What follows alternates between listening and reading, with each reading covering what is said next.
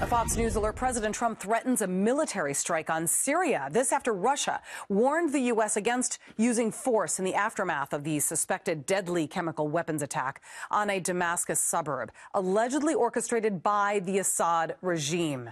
The president tweeting this morning, quote, "Russia vows to shoot down any and all missiles fired at Syria. Get ready, Russia, because they will be coming. Nice and new and smart. You shouldn't be partners with a gas-killing animal who kills his people and enjoys it." Sitting with me now is retired four-star General Jack Keane, chairman of the Institute for the Study of War and a Fox News senior strategic analyst. Very strong words coming from the president this morning. No surprise, of course. But as we await the president's response to this suspected Syrian chemical attack, what is the next move? And never mind a Syrian strike, when are we going to take out Assad? Well, I don't think we're going to take them out. The facts is that Russia's intervention in September of 2015 and the Iranian intervention, which was kind of all in, tens of thousands of proxies, they have successfully propped up the Assad regime.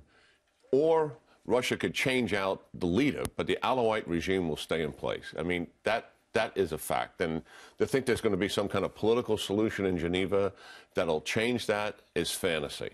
What's Russia doing right now? I want to show you some satellite images that we literally just got that show Russian warships at the port there in Tartus. This is courtesy of ImageSat International. What are they doing? What's their plan? Well, I don't think Russia is looking to have a fight with the United States for a couple of reasons. Well, that would be really stupid, first of all. One, we have overwhelming combat power in the region. And Russia is geographically offset with very limited capability. That's number one. The second thing is going back to what I just said. They have scored a victory. They're consolidating Syria under their control. Why would they enter into a conflict with the United States and squander all the gains they've made by bringing the United States back into Syria in a more serious way when the United States has already made a decision not to do anything to topple the Assad regime? There's a lot of things I don't get about Russia, but one of them is the fact that the Kremlin is saying that missiles that President Trump promises to send to Syria would destroy evidence of a suspected chemical weapons attack, which is a complete joke, considering an official from the Kremlin just on Monday said that there was no evidence that, in fact, an international chemical weapons attack even happened.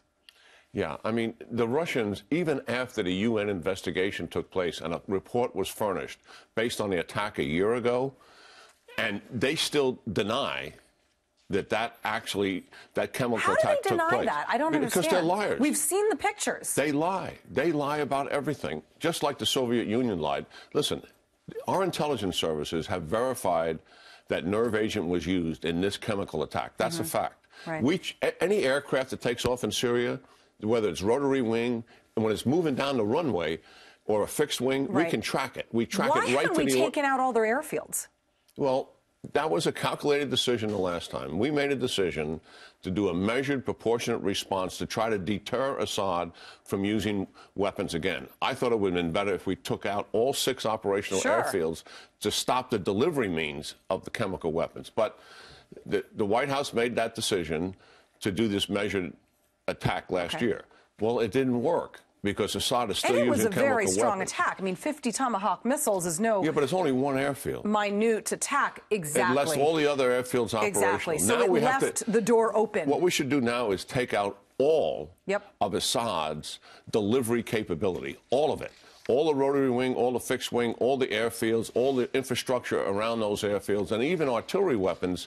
If our intel guys believe that he still has artillery-delivered chemical weapons, then we should take them down. That's the only way to stop and guarantee that chemical weapons will not be used again.